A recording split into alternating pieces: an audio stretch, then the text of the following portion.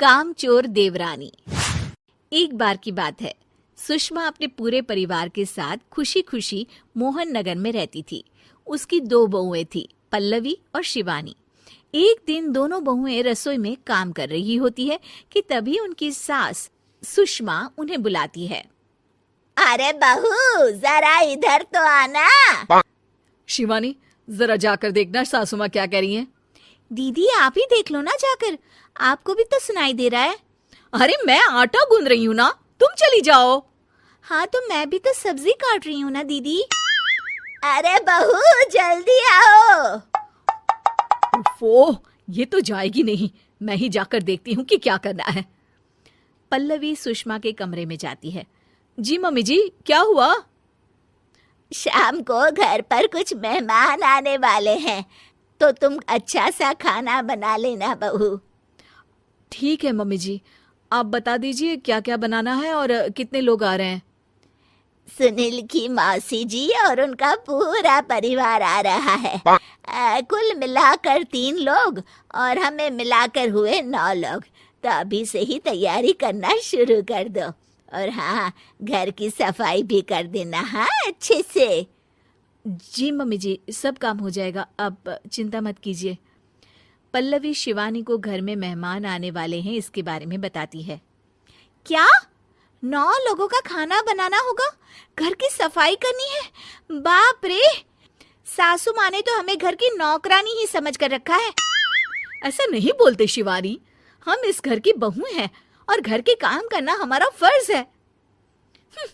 दीदी तो है ही सासू माँ की चमची, जब देखो सासू माँ सासू माँ। मैं तो इतना सारा काम नहीं करने वाली। शिवानी कपड़े लेकर गमला साफ कर रही होती है और चक्कर आने का नाटक करने लगती है।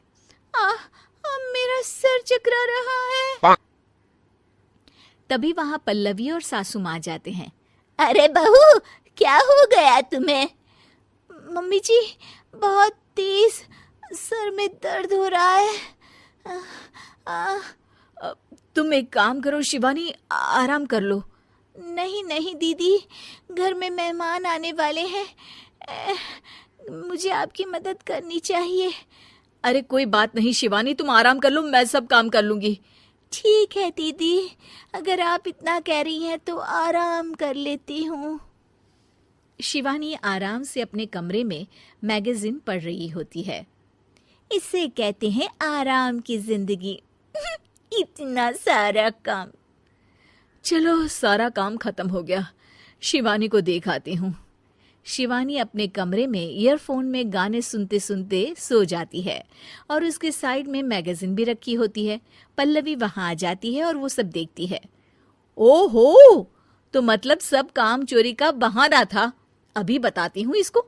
घर का सारा काम मुझे करना पड़ा और ये महारानी यहाँ मैगजीन पढ़ रही है, गाने सुन रही है।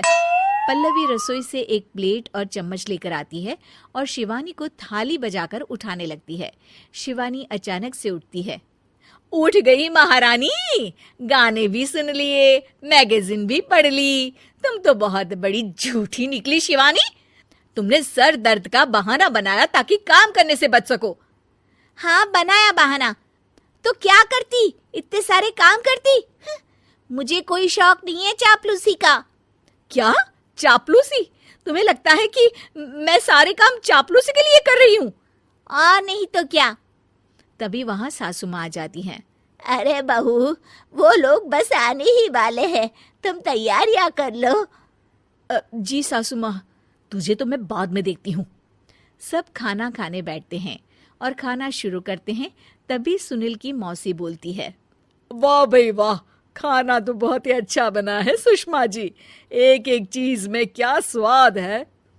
ये सुनकर शिवानी मुंह बना लेती है। उसे अपनी जेठानी की इतनी तारीफ रास नहीं आती।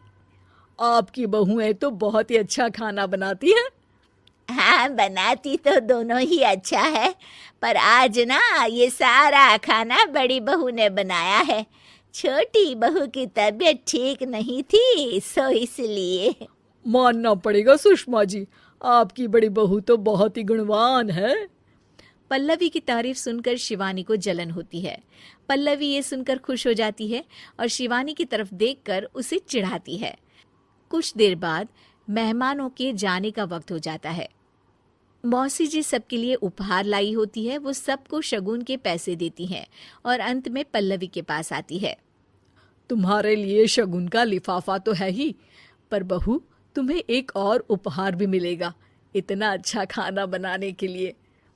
मौसी अपने सोने के कंगन निकालकर पल्लवी को पहना देती है। ये लो, ये मेरे मनपसंद कंगन है, अब से ये तुम्हारे हुए। धन्यवाद मौसी जी। ये देखकर शिवानी तो पूरी तरह से जल जाती है और गुस्से से रसोई में चली जाती है। तभी वहां पल्लवी आ जाती है और उसे अपने कंगन दिखाने लगती है।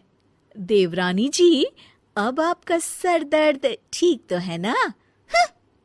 मुझे लगता है कि अब सर दर्द शुरू हो गया होगा आपका।